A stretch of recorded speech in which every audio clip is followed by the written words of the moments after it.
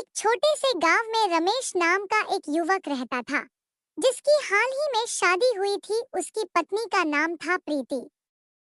प्रीति बहुत सीधी सादी और शांत स्वभाव की थी, पर रमेश का परिवार थोड़ा चटपटा और चुलबुला था, खासकर उसका ससुर रामलाल। रामलाल जी एकदम ठेठ गांव के इंसान थे। उन्हें हर चीज में मसालेदार मजा चाहिए होता था। उनका स्वभाव बहुत ही मस्तमौला था और वे अक्सर छोटी छोटी बातों में मजे ढूंढ लेते थे। लेकिन रमेश को अपने ससुर की ये आदत कुछ खास पसंद नहीं थी, क्योंकि रामलाल जी हर बात में मजाक मजाक में चटपटा पैंतरा मार ही देते थे। शादी के बाद रमेश और प्रीति जब पहली बार प्रीति के मायके गए, तो वहां के स्वागत का तरीका ही अलग था। रामलाल जी ने जैसे ही दरवाजा खोला, जोर से हंसते हुए बोले, अरे वाह दामाद जी, आज तो आप हमारे घर के राजा हैं। पर ध्यान रहे, यहाँ का राजा जो भी खाता है उसमें मसाला जरूर होना चाहिए।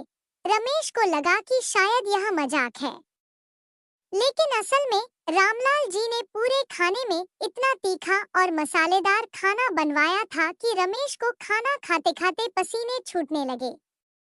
हर बार जब रमेश कोई निवाला उठाता, रामलाल जी जोर से हंसते और कहते, अरे दामाद जी, तीखा है तो दिल से है। प्रीति को यह सब देखकर हंसी आ रही थी, लेकिन रमेश की हालत खराब हो रही थी। रमेश ने हिम्मत जुटाई और रामलाल जी से कहा, ससुर जी, थोड़ा कम मसाला कर दिया होता तो अच्छा होता। रामलाल जी ने रमेश की बात सुनकर जोर से हंसते हुए कहा, अरे बेटा, जीवन में अगर मसाला कम होगा तो मजा कहाँ आएगा।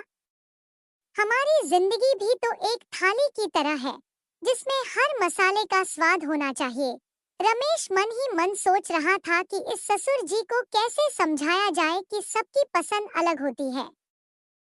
लेकिन उसने कुछ नहीं कहा और मुस्कुराते हुए खाना खत्म किया। दिन बीतते गए और रमेश हर बार जब भी अपने ससुराल आता, रामलाल जी कोई न कोई चटपटा खेल खेलते। कभी रमेश की चाय में अदरक मिर्च डाल देते तो कभी उनके कपड़ों में मिर्ची पाउडर छिड़क देते। हालांकि ये सब रामलाल जी प्यार और मजाक में करते थे, पर रमेश के लिए यह सब झेलना मुश्किल हो गया था। एक दिन रमेश ने तय किया कि वह अपने ससुर को एक चटपटा सबक सिखाएगा। रमेश ने प्रीति से योजना बनाई और एक खास दिन का इंतजार किया। प्रीति के पिता रामलाल जी का जन्मदिन आ रहे का था। रमेश ने अपने दोस्तों से बात की और उनके लिए एक खास चटपटा केक मंगवाया। यह केक देखने में तो बेहद सुंदर और स्वादिष्ट लगता था, लेकिन इसके अंदर बहुत तीखी मिर्च छुपी हुई थी।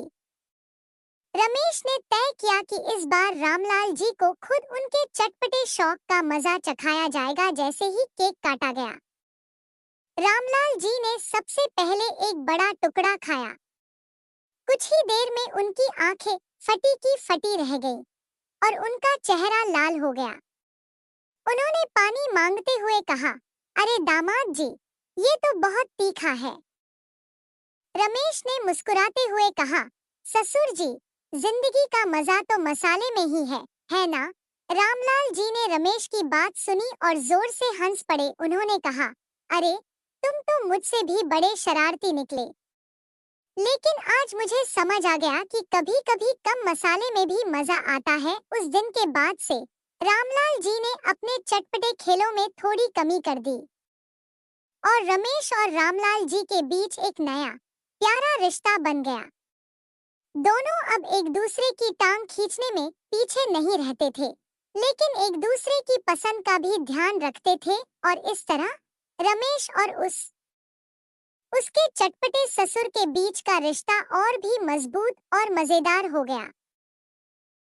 रामलाल जी और रमेश के बीच अब मजेदार और हंसी मजाक वाला रिश्ता बन गया था, लेकिन इसके बावजूद दोनों एक दूसरे की आदतों का सम्मान करते थे।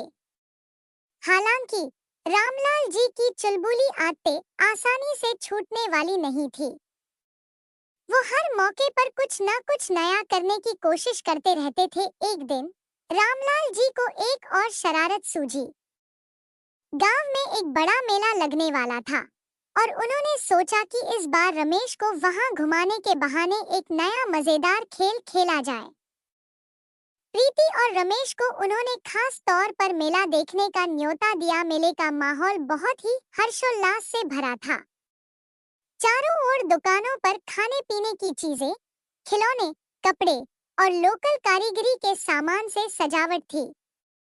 रमेश और प्रीति को मेला देखने में बहुत मजा आ रहा था। जैसे ही दोनों ने मेले में कदम रखा, रामलाल जी ने एकदम ठेठ अंदाज में कहा, अरे दामाद जी, मेले का असली मजा तो इन ठेले वालों की चटपटी चाट खाने में है। आज आपको गांव की असली चटपटी चीजों का स्वाद चखाएंगे। रमेश ने इस बार पहले से ही ठान रखा था कि वो हर चुनौती का सामना करेगा, तो वह बिना किसी झिझक के राजी हो गया। रामलाल जी उन्हें एक चाट वाले के ठेले पर ले गए, जो गांव का सबसे प्रसिद्ध ठेला था।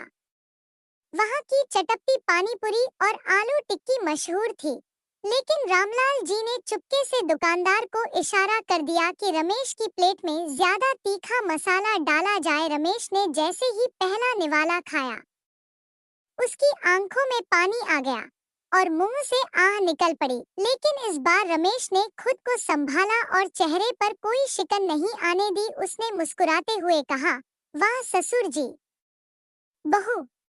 बहुत बढ़िया चाट है। रामलाल जी को थोड़ा अजीब लगा कि रमेश ने कोई शिकायत नहीं की। वो सोच में पड़ गए कि दामाद जी ने चटपटी चाट को इतनी आसानी से कैसे सह लिया। थोड़ी देर बाद मेले में कुश्ती प्रतियोगिता होनी थी। रामलाल जी ने रमेश को चुटकी लेते हुए कहा, क्यों दामाद जी, कुश्ती लड़ने का मन है क्या? आज गांव के पहलवानों से भी लड़कर देख लो। रमेश हंसते हुए बोला, ससुर जी, कुश्ती तो मैं छोड़ देता हूँ, लेकिन अगर आपको हिम्मत है तो आप और मैं एक और चटपटा मुकाबला कर सकते हैं। रामलाल जी की आंखें चमक उठीं। कैसा मुकाबला? रमेश ने इधर-उधर देखा और एक दुकान पर नजर पड़ी, जहां लाल-लाल मिर्चों से भरी प्लेटें सजी थी। उसने कहा, आइए मिर्च खाने का मुकाबला करते हैं। जो सबसे ज्यादा मिर्च खाएगा वो जीतेगा। रामलाल जी को यह चुनौती सुनकर जोश आ गया। उन्होंने सोचा कि रमेश तो मिर्चों का स्वाद नहीं झेल पाएगा और इस मुकाबले में वो आसानी से जीत जाएंगे।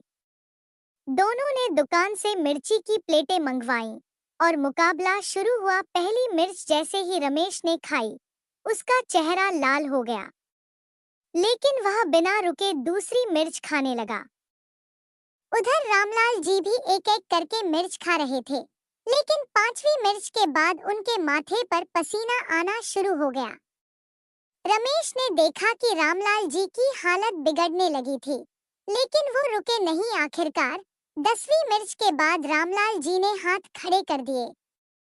उनका चेहरा लाल हो चुका था और आंखों में पानी आ गया था।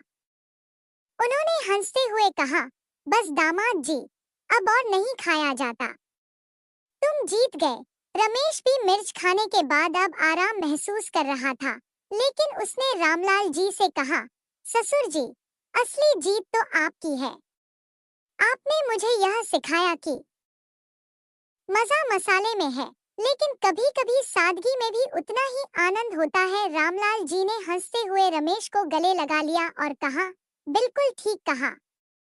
अब मैं समझ गया कि कभी-कभी ज्यादा चटपटे के बजाय थोड़ा सरल भी अच्छा होता है। उस दिन के बाद रामलाल जी ने अपने शरारती खेलों में थोड़ी नरमी रखी और रमेश ने भी अपने ससुर के साथ हंसी मजाक और चटपटे पलों का आनंद लेना सीख लिया। दोनों के बीच का रिश्ता और भी मजबूत हो गया और उनकी ये नोकझोंक अब पूरे परिवार के लिए मजेदार कहानियों का हिस्सा बन गई। और इस तरह हर बार जब भी वे मिलते, एक नई चटपटी कहानी बन जाती। लेकिन अब दोनों एक दूसरे की सीमाओं का आदर करते हुए ही खेलते थे।